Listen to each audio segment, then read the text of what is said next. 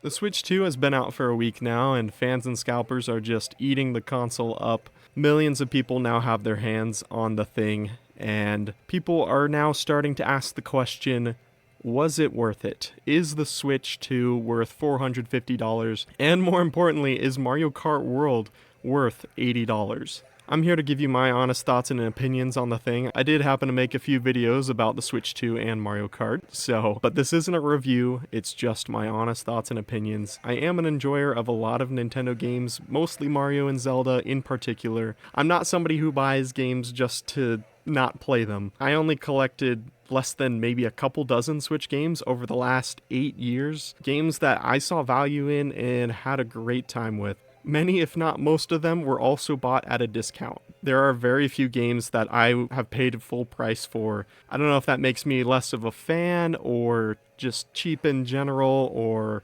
something. I think it's reasonable. That's just my situation. That being said, Nintendo games are some of the games that I have the most fun with.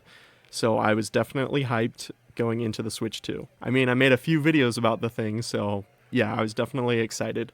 I bought into a lot of that Switch 2 hype. And don't get me wrong, I'm not trying to kill anybody's hype or anything. I'm still happy with my system. I'm having a ton of fun with it. Even right now, I'm itching to play. But there are also things that I've been thinking about that, maybe are a little disappointing or things to just be aware of in case you haven't bought the system. If you have bought the system, I really hope that you're enjoying it. I hope you're having a good time. I know I am. But I hope this video just adds a little bit to the discussion of the console. I'm hoping that I don't piss off either side. I know there's still people who are like absolutely opposed to Nintendo and the Switch 2, and I understand that side of the argument. And there's also people who, that's not really important. They just want to play the system. They just want to have a good time. And that part I totally understand as well. I'm going to talk about the value that I see in the system.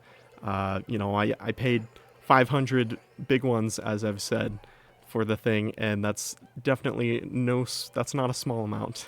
It's a big decision to make. Anyway, let's talk about the console itself. Here's some things that I like about the console. It feels good to play. Shocker, I know. It's much larger, the Joy-Cons are bigger, the screen is bigger. The screen is very nice looking, by the way. 1080p, 120 hertz. I don't think there's anything that really highlights 120 hertz yet. Maybe Switch 2 Welcome Tour or something. But the screen looks really good. It's a very noticeable improvement over the 720p screen from the Switch 1. Overall, the system with the Joy-Cons connected is very sturdy. The magnets on the Joy-Con are really sturdy. They don't come off very easily, and they are very snappy. When you go to reconnect those Joy-Cons, they will click into place super hard, and it's kind of satisfying actually. Then there's performance in games, which is leaps and bounds an improvement over Switch 1. We're going from like 2012, 2013 hardware with the Tegra X1 to the new chip that's in the Switch 2, which offers much more performance both in Switch 1 games via backwards compatibility and in Switch 2 games. The backwards compatibility so far seems to be really impressive. You're not going to see any resolution or texture improvements without a patch, but most games seem to run at their max frame rate. So if you have a game that targets 30 FPS and, it struggled on Switch 1, like for example, there was Batman Arkham Knight just runs terribly on Switch 1. It looks bad, it plays bad. It runs at like 15 frames per second. On Switch 2, it runs at 30 frames. It still looks terrible, but the hardware allows for it to reach that target frame rate. So that's going to be the case for all of your Switch games. There are tests that are ongoing for backwards compatibility. They don't promise 100%, but everything that I've played so far, for example, I chose a random one, No More Heroes on the Switch 1, I remember. In the open world, it sometimes didn't seem like it was running at full speed when I was playing on TV or handheld. So I opened it up on Switch 2 and it runs buttery smooth. I don't know if it was 30 or 60 frames, but it runs great and it works. So yeah, you'll get to try lots of different Switch 1 games, and there's usually, I want to say there's a really good chance that it works just fine, no problems. But obviously you can't promise 100%. So moving on from that, here are my biggest complaints for the system, I guess you could say.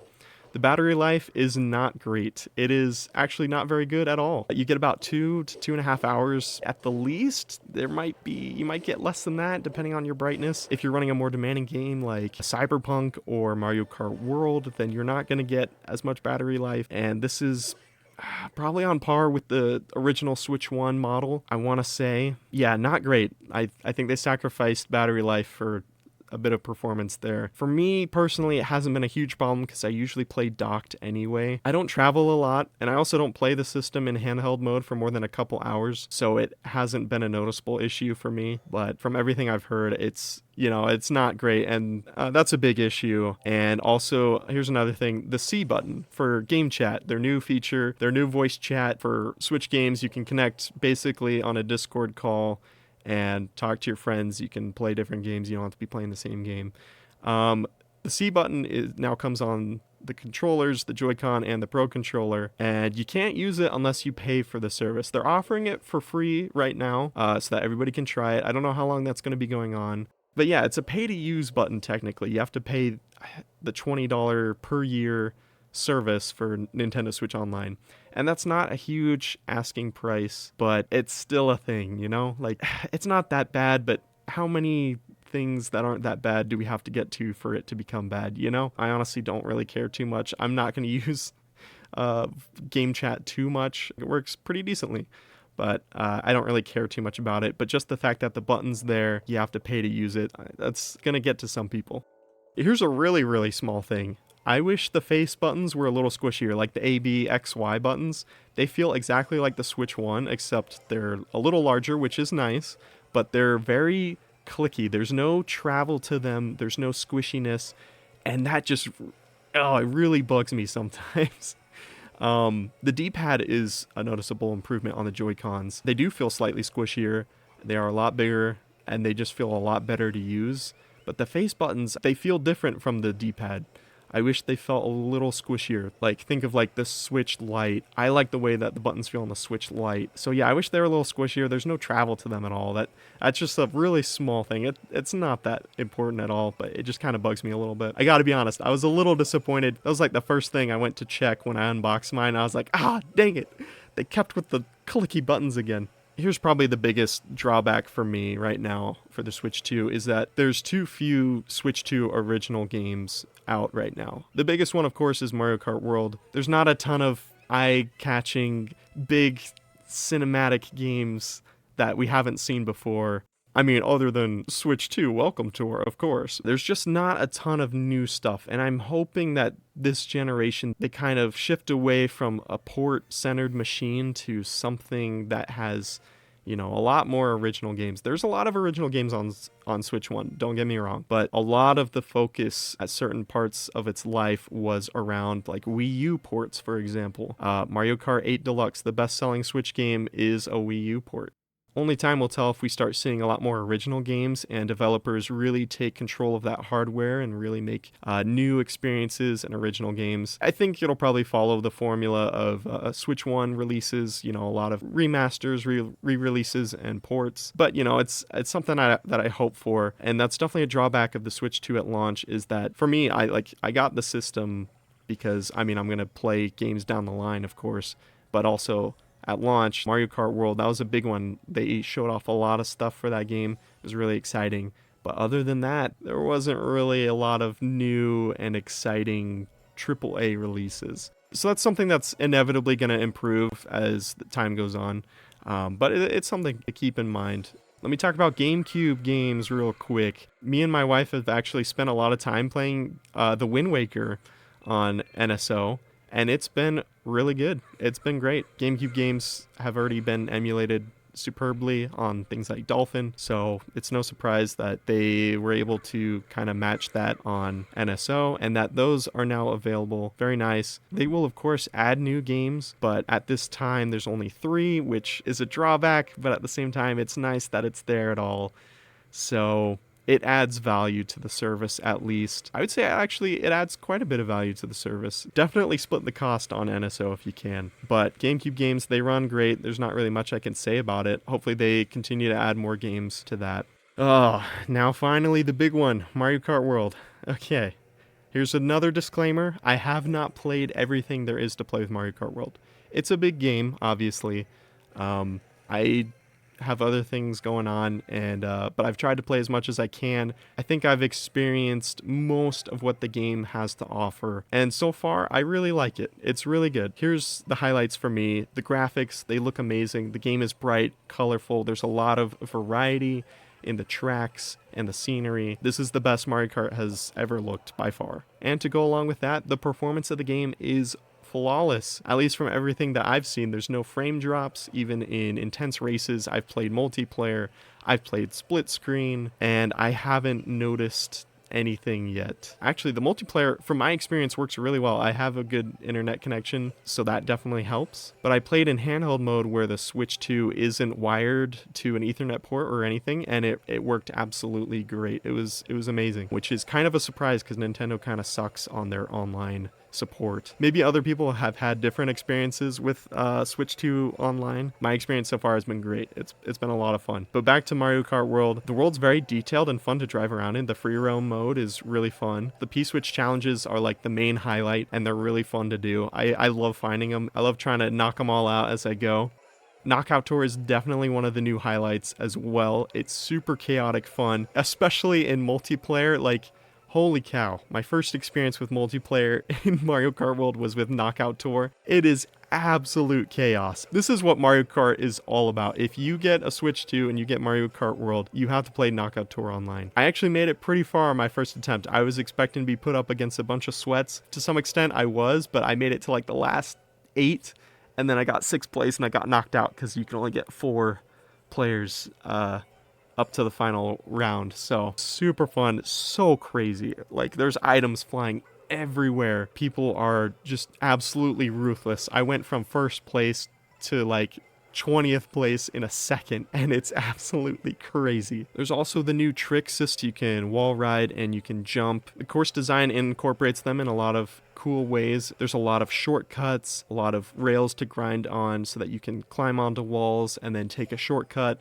things like that. There's a surprising amount. Like, each time I play a new course, I have to look out for them because they just add little new ways to get that much more ahead in each course, and it's pretty cool to see and replay and get good at. There's also lots of characters and costumes. If it's an enemy in any Mario game, they pretty much made it a character in Mario Kart World. It's kind of crazy. Like, you know, they added the bat, the side stepper, the crab guy. The course variety is also really cool. You have your typical biomes like the snowy biome, the grass biome, the Bowser's Castle, Rainbow Road, everything that you would expect. But there's also a lot of returning courses that are some of them are a little unrecognizable, like Dino Jungle. A lot of it's familiar, but it just looks so different and a lot better that, you know, it feels like a new course, and that's really nice because it retains mostly the same layout, but it just feels brand new, and it's really fun to go back and play those new courses. I will say Toad's Factory, that's pretty much the same thing, but Toad's Factory was already pretty good in my opinion, so there wasn't much they need to change about a lot of those retro courses. They're already really good.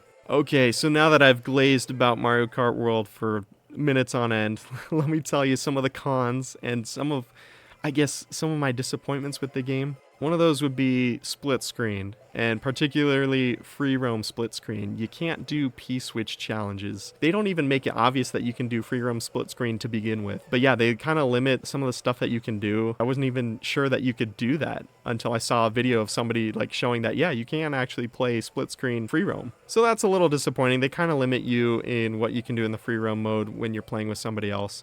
Also, touching on that open world mode, there isn't a ton to do. No. Honestly, like, there's a lot of P-switch challenges, and those are really fun. I really enjoy those. There's some secrets to find. There's like the peach coins and the question block tiles that you can drive over. But other than that, you kind of just drive around and explore. The P-switch challenges are spread out enough that you'll be compelled to drive around for quite a while. And the world is really beautiful, and it's really fun to just drive around for a bit. But, you know, after a certain extent, you're kind of thinking, like, I honestly had the thought, like, is that it? There's nothing else in the free roam? It was a little disappointing, to be honest. It would have been really nice to have some kind of story mode or mission mode, something that you can at least have some kind of progression system. Yeah, it would have been really nice to have something like that. You know, have something to work towards. Another thing that I was a little disappointed by was the battle mode. There are only 2 modes, at least at the start. I haven't unlocked anything if there is more to play. There's the balloon battle and the coin runners. Those are 2 modes that we've seen countless times in Mario Kart games, and they're good modes. They're fine. I would at least expect those 2 to be in there, but I feel like Mario Kart 8 Deluxe's battle mode was a lot more substantial. I'm kind of disappointed that it seems like they almost scaled that back, so I wish there was a little more to do with the battle mode, because I really enjoy the battle mode.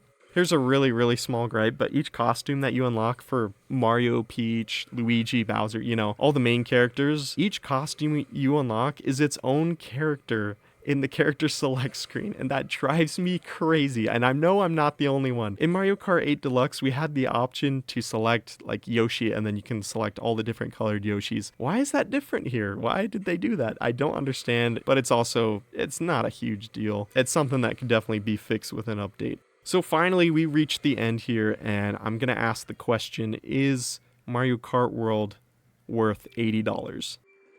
And my answer is no. No, it is not. It is not an $80 game. No, please do not spend $80 on Mario Kart World. So if Mario Kart World's not worth $80, then is it worth $70?